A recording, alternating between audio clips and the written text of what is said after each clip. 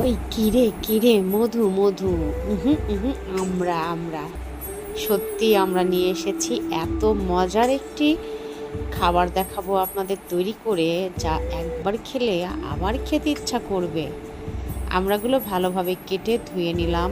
এবার পাটাতে শুকনো মরিচ, টেলে নেওয়া শুকনো মরিচ দিয়ে সঙ্গে লবণ, তার সাথে পেঁয়াজ, আর এটাকে একটু ভালোভাবে ছেঁচতে হবে।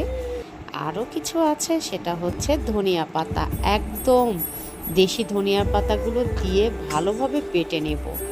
বেটে নেওয়ার পরে এটাকে ভালোভাবে মাখাবো।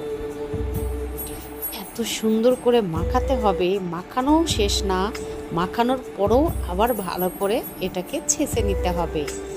ছেঁচে নেওয়ার পরে আপনি হচ্ছে যারা ঝাল প্রেমী তারা তো কিছুই না, আর অন্যদের শোষাবে। এই অনেক মজা।